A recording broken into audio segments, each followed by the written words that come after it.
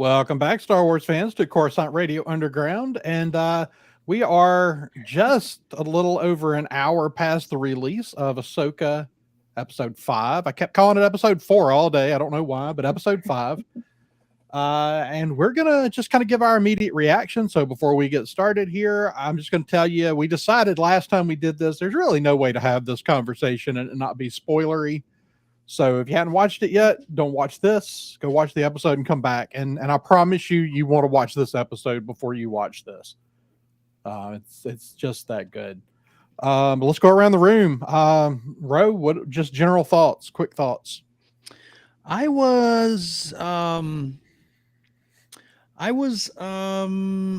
little confused. Okay. But I thought it was visually, it was stunning. There was a lot of little details that I absolutely loved. We'll get into those. But there's a lot of other little things that are like, what? And but I think overall, I probably want to say this is, I don't know. I'm a little on the fence on Ahsoka, to be honest with you. I've got some stuff that I can't get out of my head, but I really enjoyed this episode. I watched it with my son. We both were intrigued at all the stuff that was happening, but we also left kind of scratching our heads. But like I said, we'll get into it. All right, Amanda.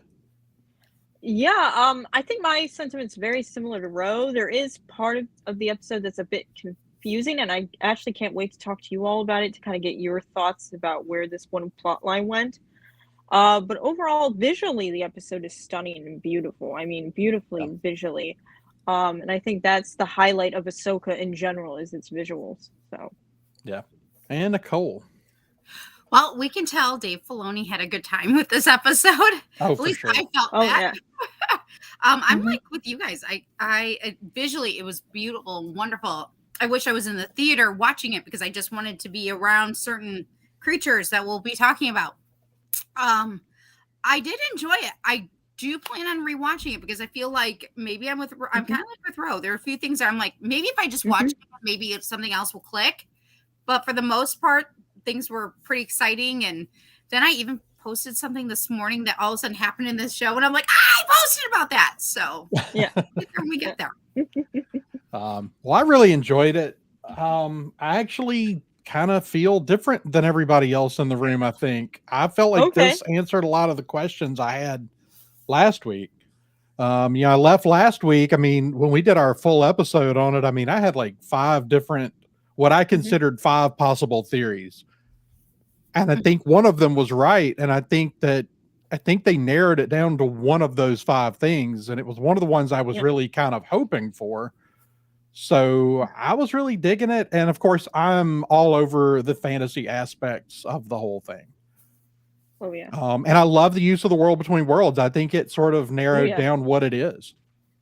Yeah, very much so. Yeah. I don't want it fully explained, to be frank, though. Like I want it to remain somewhat mysterious, but I think that it sort of at least clued us into what was going on there. But before we go any further, I saw Ro was on Twitter plugging the episode here, and he has a nitpick. What's your nitpick, Ro? Well, visually, like, I have noticed that Disney lightsabers are they, and maybe I'm remembering this wrong, but they have a lot of sparks and smoke when lightsabers hit, and I don't remember like all the sparky noise in older Star Wars movies for some reason. I think it was way heavier in the prequels than it was. I'd have to go back and watch the refresh. I feel like to me it's distracting. Like you have a nice little, clash, and they go in for the close up, obviously, and then there's like these sparks like flying all over the place. It's like, dude, what the hell? Yeah, I think I'd really have to go back and watch to see. I kind of feel like it's a blend of the animation and the prequel era stuff. Is kind of my first impression of it, but yeah. I can see that. It's definitely more. I mean, they obviously weren't adding all that stuff in the originals. And again, it just would have been that much more difficult. Yeah. So real quick, I want to hear. I'm curious now. I want to hear y'all's thoughts on what it was you found confusing about the episode. I guess I'll go first. The thing that it's not really confusing, but I want to know what everybody's general consensus is. What was the lesson Anakin was teaching Ahsoka? This was my interpretation of it. I think he was teaching her to move on from the past. That was my interpretation because he shows her all these things from the past. You mean kill the past? Yeah, basically. Yeah, but you know what I mean? It's like, like he keeps showing her these flashbacks of the Clone Wars and she's like, oh, all the dead and all the bad and all the this.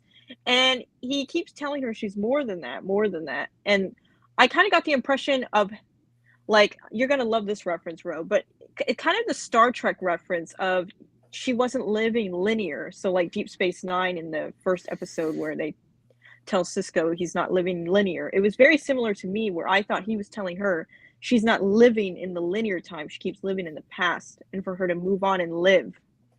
That's what I thought. But I don't know if everybody else agrees or has different interpretations. So that's what I want to know.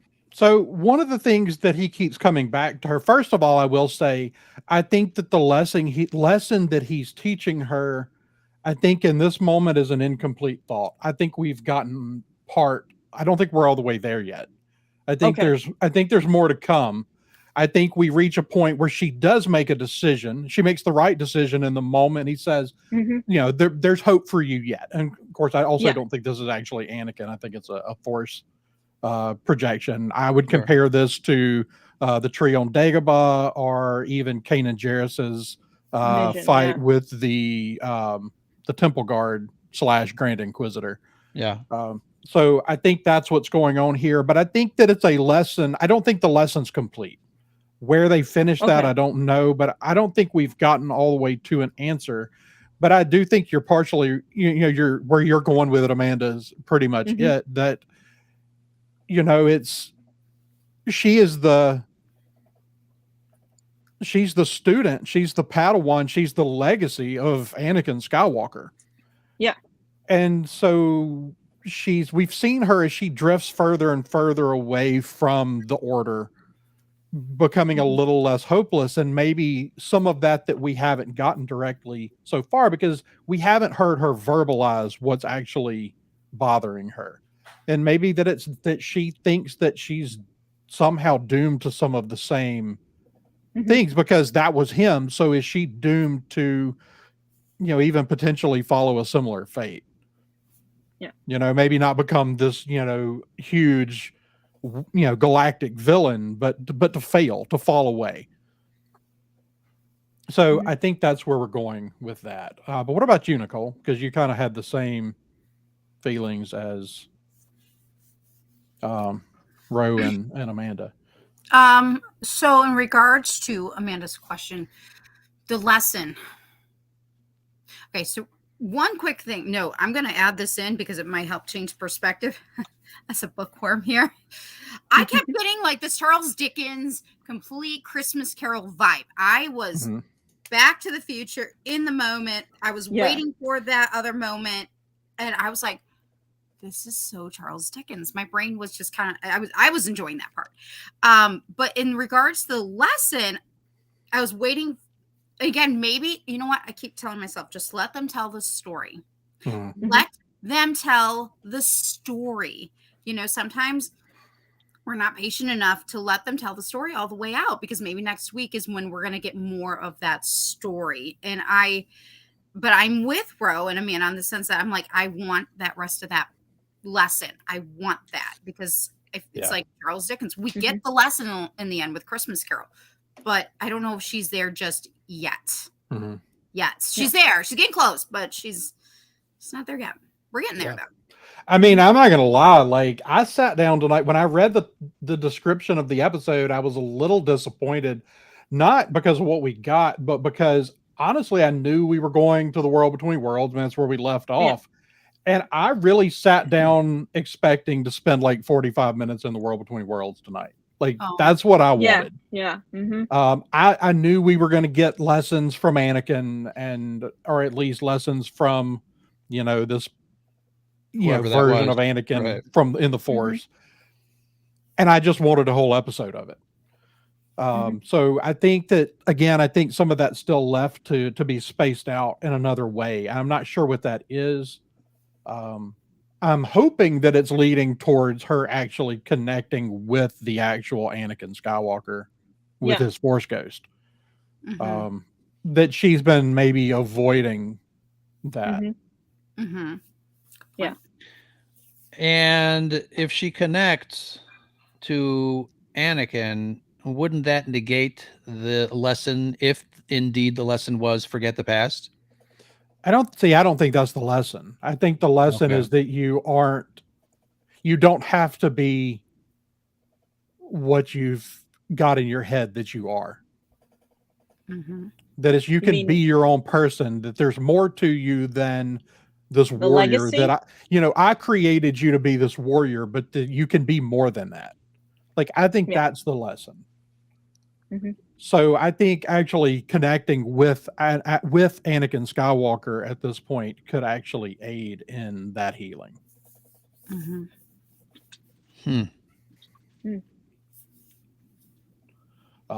I also want to just say that Kevin Conner is a genius and should be doing way more of the Star Wars music. Yeah. Oh yeah, definitely. I mean, again, like, I don't want anybody to have to do the whole show tonight because everybody's going to want to cover it, but on their own shows. But that moment where Kevin Conner throughout Rebels and the other stuff, like, he knows exactly when to draw and what to draw from John Williams' playbook. Mhm. And Let me- man, is that this use the- of the Force theme when Jason is hearing the Yeah, Is battle. that the first Jason's time hearing we the hear it? battle. Yes. Is that the I think first it was time the we first- hear it? Awesome. Yeah, I think so. In Yeah. this show. In Yeah. the show, Um, yeah. And it was perfect. I think it was perfectly timed, like you said. It was Oh, at yeah. the right moment, because I think a lot of fans were kind of expecting or wanting to have some sort of John Williams familiarity within this show, because it deals with so much of the Force, especially now that we're dealing with the world between worlds. But I heard that little subliminal Force themes start to creep up, and then it obviously it completed its tone, and Right. I'm like, oh, finally. Yeah. And I think that's, for me, obviously, for me, it always has been something that was missing to me in small screen Star Wars, is that familiar John Williams, those themes that we're so used to. Mhm. Although I will say Oh, that, yeah. I remember watching the Rebels, the animated show, and really thinking that Kiner was kind of like the next John Williams. I Yeah. remember Oh, yeah. thinking, if this guy does not do movies soon, I mean, then something's wrong with the world. But yeah, I was very pleased that they snuck that in. Yeah, Oh, yeah. he's just, I think he just really understands John Williams themes really well.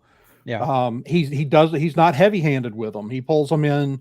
He did this in Rebels quite a few times, where he's all of a sudden his stuff sort of morphs into a John Williams piece, and it's always at the perfect moment. And I saw somebody said something about him, taking over on the big screen, Megan. Absolutely. He at least deserves a shot at it. Oh yeah. John Oh, Williams yeah. is in his 90s, so somebody's got to take over. Yeah. It's He's it's a gotta master and apprentice thing. Yeah, let the man retire. Right. Yeah, I mean, I don't really expect Williams to do another Star Wars movie, and I'm not saying that. I don't. I think we've seen in things like Andor, although I didn't love the music in Andor, but a lot of people did, and then the music and some of the other things they've done, like the music in the Mandalorian, the music in Rogue One. Like, Rogue yeah, One I don't music's know great, that yeah. the John Williams style is necessarily what you have to have for every Star Wars. Star Yeah. Wars. Right. But I think that when you're really, especially when you're leaning into this more fantastical side of it, it just works so well. Oh yeah. Andrew wants to know what everybody's thoughts on young Ahsoka was. I thought she did fantastic. I didn't know she was the little. Yeah. She was the girl in 65 with Adam Driver. She was Really? also young Gamora Really? too. Yeah. Oh, Okay. she young Gamora. Oh, Yeah. cool. Yeah. Yeah. Okay. Okay. Yeah, I thought she Ariana- did fantastic. Ariana Greenblatt. Yep, I was just she's looking a- that up. she's a Disney kid, so she's Mm-hmm. well within her wheelhouse. I did like the flashbacks of the Clone Wars. Seeing Oh my Anakin God, yes. in the young, the young garb in the battle, Yeah. and Yeah. I thought they actually did a better job making him look younger in this episode than the previous one. Yeah. Yes. Yep. Yeah. Did y'all also notice? We left off episode 4. We closed it literally with the first phrase of the Imperial March, but it's cut short. It's cut short. It's cut short by one note. When we re-enter that moment tonight, instead of getting the first part of the phrase, we got the final note. Like, we didn't get the whole phrase again. It was just the final note of the phrase. That's interesting. So that was a fun little point. But so space whales, I can't believe how good they look. Like, Yeah. I They was look so amazing. scared of They how look space so whales were going to good. look Oh, Right. they look in so live good. action, but they really do look good. And seeing them jump in hyperspace live action was Mhm. incredible. Amazing. Beautiful. Yeah, and it was one of the, again, it was like, how do they do this and not make it look real goofy? Exactly. Mhm. But that's that's the thing that Star Wars has been. That's the fight Star Wars has had since day one. Is how do you put this on the screen and not make it look goofy? That Right. was the biggest challenge with Yoda in Empire Strikes Back. Was how do you do this and make it just not look just like a Muppet? Yeah, Like, a Muppet. Yeah. A lot of that too was the obviously the script and Henson's performance. I think once you look at a rubber puppet, it's like look, it's a rubber puppet. But then you really get lost in the story. You get lost in the characters, the interaction The between him and Luke, performance. Yeah. and you're done. You've accepted it already. Yeah. Yeah. But yeah, the Purgles were gorgeous. So I don't know how anybody else feels, and I'll talk about this because I probably won't even talk about it on my full length show. Is anybody like finding it harder to like Mon Mothma over the last couple of shows? I did. I remember saying something to Megan about this. I think I remember you saying that. It seems to be showing like clearly the corruption of the New Republic as a fan. Yeah, I mean, I agree with that. But we saw her as like unable to make a decision, and I mean, it's partially because in Andor we see her really unable to commit to the thing, and in this we see her unwilling. Either she has no authority or she's unwilling to wield it. Yeah. And I don't know. It's just like this character that we got so little of. Is it one of those characters that we held in such high regard without ever really seeing her do anything? And have they tainted that by showing us so much of her? I've got another take. I feel like Mon Mothma is obviously protecting her job, but she's doing it so she can do some greater good. And we all know, that she's kind of a rebel sympathizer, facilitator. So it's better for her to stay in her position to be able to affect change rather than, rub people the wrong way and get and risk being, shut out from the Senate or have her powers taken away. Or is she more of a figurehead where the power is with the senators more? Yeah, maybe so. I mean, it was the chancellor that took all the power previously. So maybe the chancellor really has no power. I just, it's one of those things where it's like, I don't disagree with the way it's playing out. I just feel like it sort of takes a character that we held in really high regard, and now she's incapable of getting anything done. Yeah. I think I would say that, we are kind of fiddling around with an era of Star Wars that we're, not too entrenched in otherwise. So there might be some changes. There might be some adjustments to, characters. Well, and the other thing, without seeing it fully fleshed out, is that because we know it's going to happen with Leia eventually as well. And so maybe it's that they're sort of pushing the military, the military people, because we see these senators, they didn't fight. They just, like Harris said, they waited to see who came out on top. They waited to see who came on top. And so now we're shoving the people who did fight out of the way. Right. What you got, Nicole? We got to talk about that. You mentioned Leia. Mm-hmm. Because at the beginning, there is a mention of a Senator Organa. That's Bail, though. Yeah. She. They said she. Well, Bale's Is it dead. Leia? Yeah, Bale's dead. Oh. They said she, and I'm like, It's gotta be we're like Leia. getting Oh, ready. yeah, you're right, Like, you're right, my yeah, yeah. brain Organa, went, yeah. are we going to go young care? Are we going to get a very young Leia?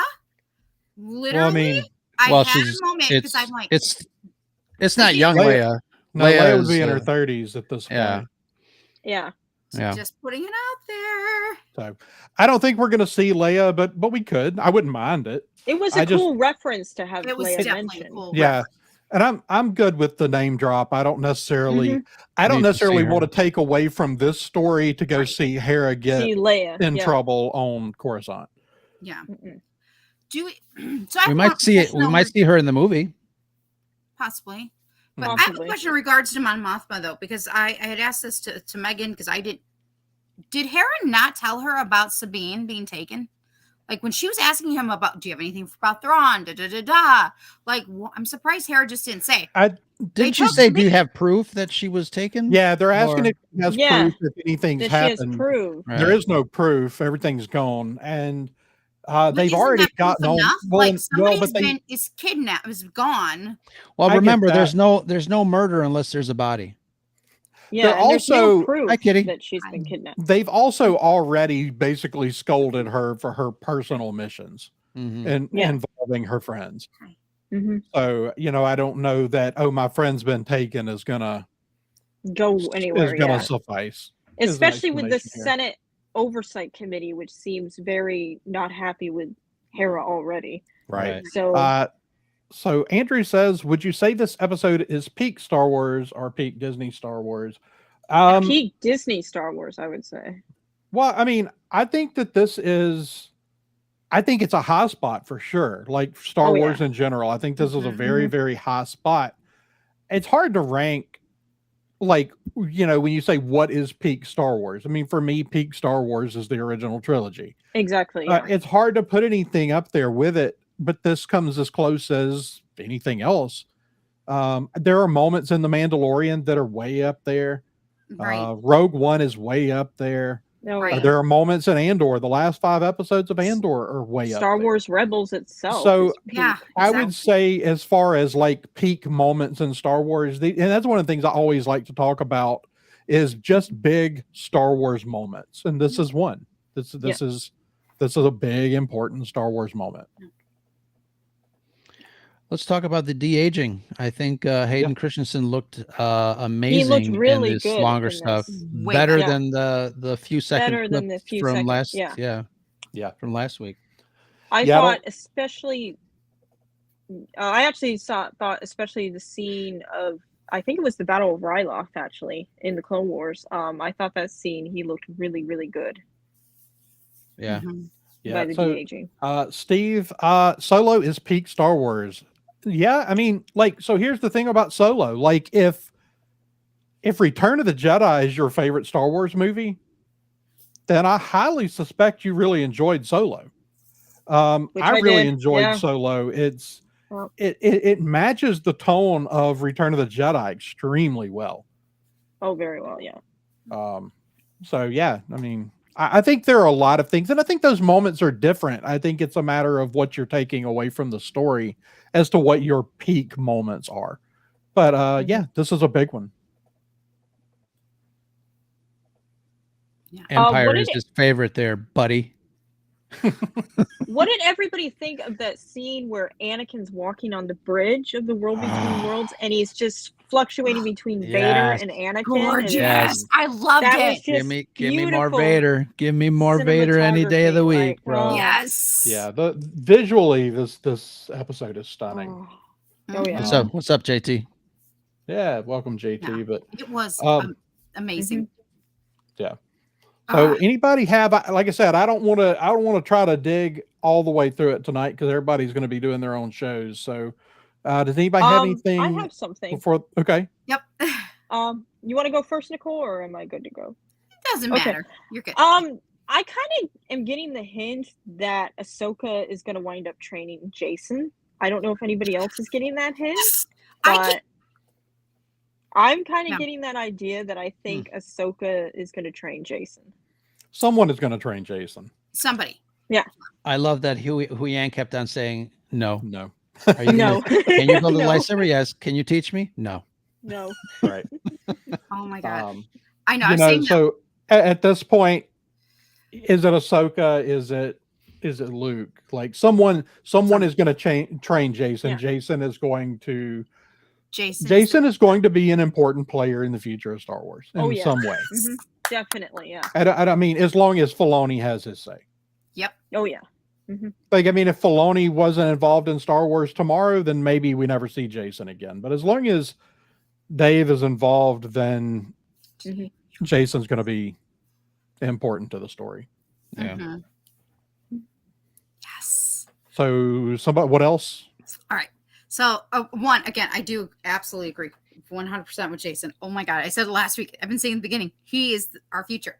But I posted this morning, not realizing this was going to be in the show tonight. So I was probably screamed when this moment happened. So earlier today, because of the Red 5 reading book club we have about to start going, I had posted about a readings Ahsoka for the first time, and I had posted about a picture. I'd also said that's when Mandalore burned. Okay, I was all excited when all of a sudden she goes Mandalore, and I'm like, oh, Yeah. it's the page. It's what I posted about today. I was beyond excited.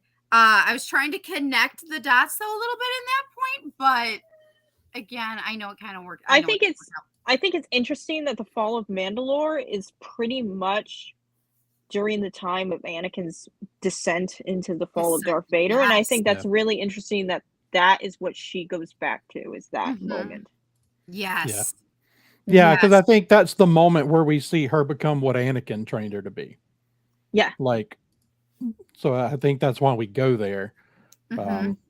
So yeah, I mean, I'm really digging the all of the fantasy elements of this. I mean, I'm a huge sci-fi fan. I've said it over and over and over again that science fiction might be the most important film genre, period. Like oh yeah, definitely. But I am really, as far as storytelling, I'm very much a fantasy person first.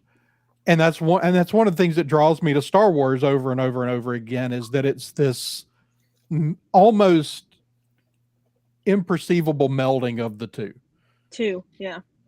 And so it's I'm really digging the fantasy elements and what we're doing here. Any other final thoughts before we wrap it up for the night? And I promise, I'm seeing a lot of stuff in the chat. I'm not trying to ignore everybody in the chat, but we're trying to do a relatively quick show, because I know I've got a full length show coming up tomorrow night, and Ro will be doing a full length show Saturday night. Correct. And Amanda or Nicole, will y'all be doing? I'm just guesting. Until Use and Abuse will be doing a special one for an overview in October. Yeah, I mean, we won't be on my show, but I'm, happy to listen to all of you and support all of you. Well, anybody wants to come back tomorrow night, send me a message. All right, we'll do. Hera is definitely like a bad mom. Let's just leave our kid on the edge of the cliff here while we go search for somebody. Yeah.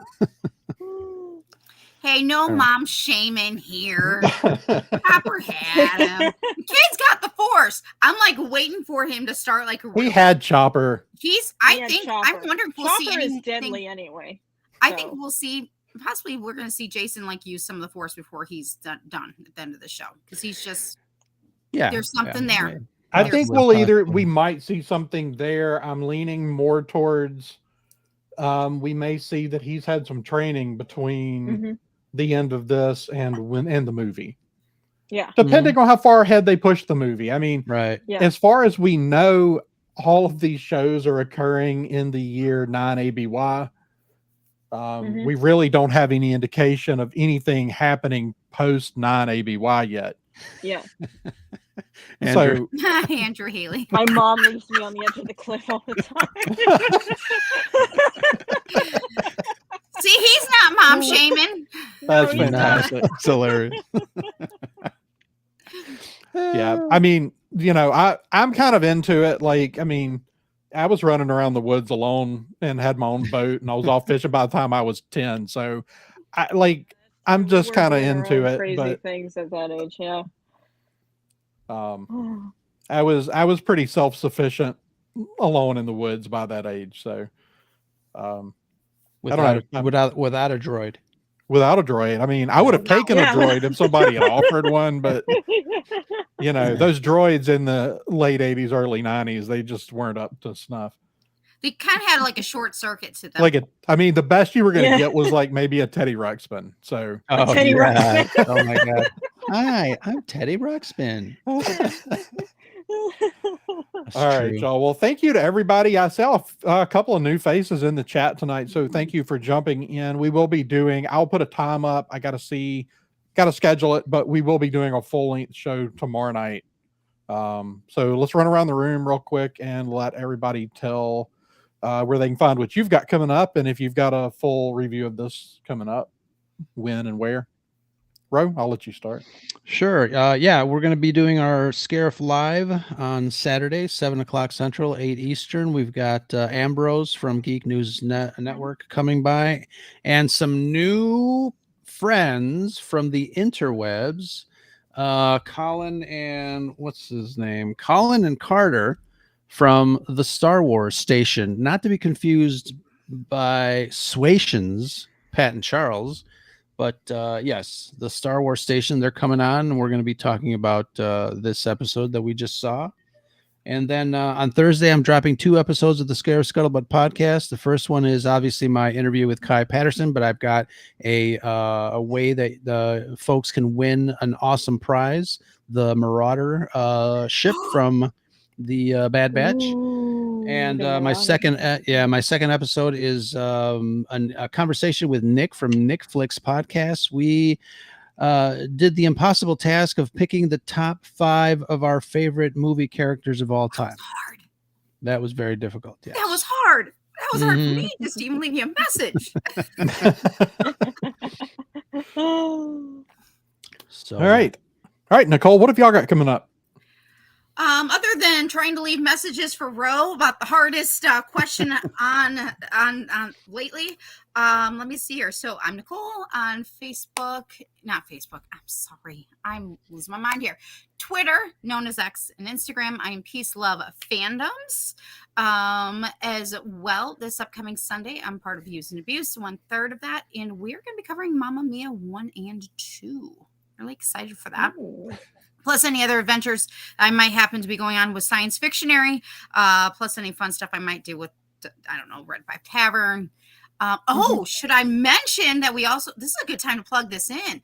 Red 5 Reading Book Club is coming. So if you have not followed, get on to Twitter, follow. You can jump onto the Red 5 network. It's also going to be, there's been a lot of reposting from there. So find us there.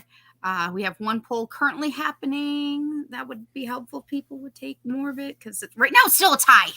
And I'm wow. nuts. Wow. Somebody go vote before Nicole goes crazy. Somebody with go those vote, those numbers being the same. So, but that will help so we can figure out what books we're going to do next. But I'm excited because we pretty much have decided it's going to be more general, anything geeky, anything fun. It's not just always going to be Star Wars. There'll be some Star Wars and maybe something else. So I'm excited. That's cool. I just logged on to Google Voice and you called twice. I did. I told you. I really wanted to do it a 3rd time. I was so mad. I'm like, even afterwards, I thought about it. I was like, I should write this down and like do 30 seconds perfect. And then I'm like, no, forget it. I'm done. You would have nice bloopers and outtakes at least. I would have done that.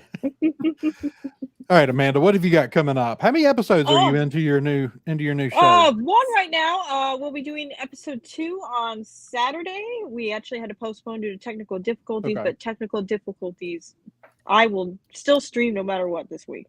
So yeah, we will be discussing Red Dead Redemption 2. We're doing a review discussion on it. And we've got some great upcoming shows coming up. We're going to be discussing the Assassin's Creed franchise.